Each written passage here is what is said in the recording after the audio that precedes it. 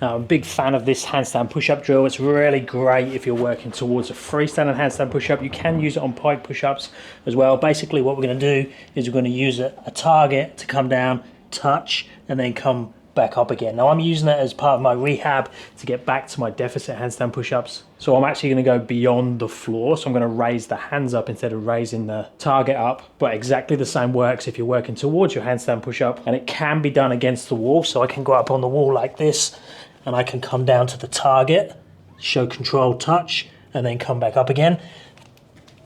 And like I say, you could use it for pike push-ups. The downside of the pike push-up is we could do this, but I could also do this, which is completely different. So I'd highly recommend, if you are doing the pike and the wall version, is that you video yourself from the side and make sure your technique is what you're aiming for, because it's so easy to train the wrong pathway. The freestanding version, if you get it wrong, you're just going to fall over and not make it back up again. So that sort of polices itself. Now, you can also work on intensity by repetitions. So I could go, okay, I want 5 reps at that height, not just 1. I'm personally just going to go for 1 repetitions today as I get into a harder progression. But for example, I could do 5 touch in here before I go down to the next height. And from a training point of view, that's probably the better way to do it in terms of time under tension per set.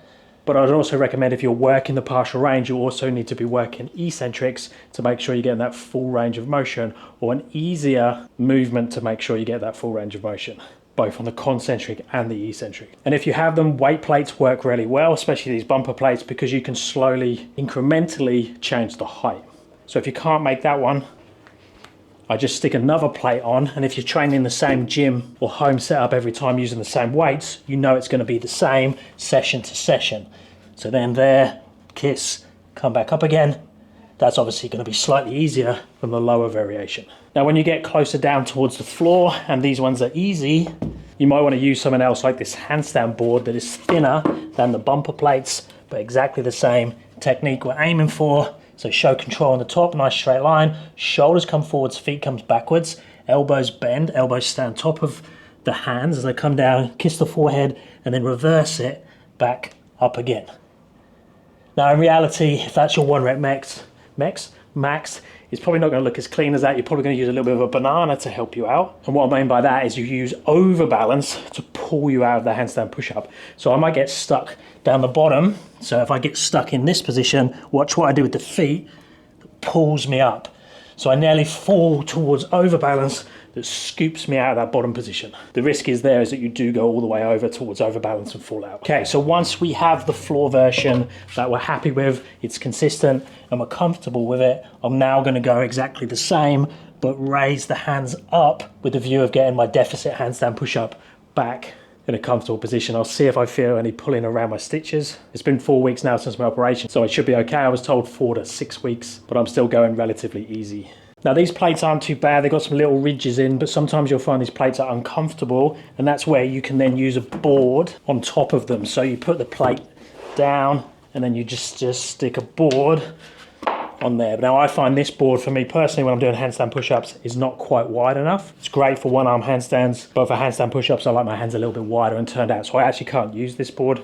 But it doesn't matter because I'm fine on these plates. So let's have a go here. Same pathway. Well, we're just going to go a little bit deeper here. Kiss, come back up, show control. That feels fine. So let's swap those 10s out for 20s. These are dusty or sandy. So not a big jump up.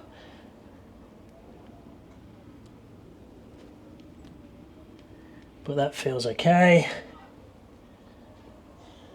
So let's step up quite a bit more. Let's add another 20 on. So we're not quite at full deficit. So full deficit is seen as coming to that point. So you see I can't go any further because my upper arm has touched my torso.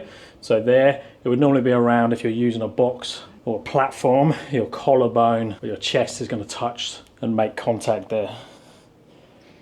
Now I am a little bit limited by height in the garage, but I should still be okay here. I can just touch the toes to the roof and then down, head touch. Ooh. I have to think about that one, but that feels okay. Now one way of testing this bottom position is head touching. Yeah, so for me, that's my deficit handstand push-up depth. I could probably go a little bit further, but I can feel now my upper arm is touching my torso. It is at the same point my head's touching the floor, so I'd rather have a little bit of a clearance, but let's just see if I can get this one with a head touch, and then I'll go one more. I am just gonna be flat feet at the top here because I'm gonna be touching the roof.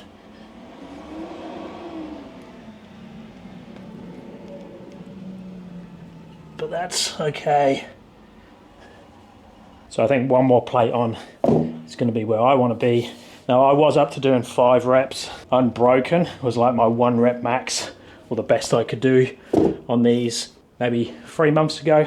So 1 rep should feel quite comfortable. And from an intensity point of view, when it comes to rehab, that's a good place to be. If I'm training 1 repetition, but I've got 4 in reserve, it's going to be like 70–80% intensity. Okay, so if my calculations are correct, I should bottom out without my head touching the floor, meaning that I'm at my max deficit handstand push-up. Now there is one thing to bear in mind, that you'll see people will go beyond this, and the way they do that is they start to open their hands up and go that way. That works really well if you're on P-bars that you can move around, or you can just take these plates a little bit further apart. But that's beyond where we want to go today. We will try that again once we're back 100%.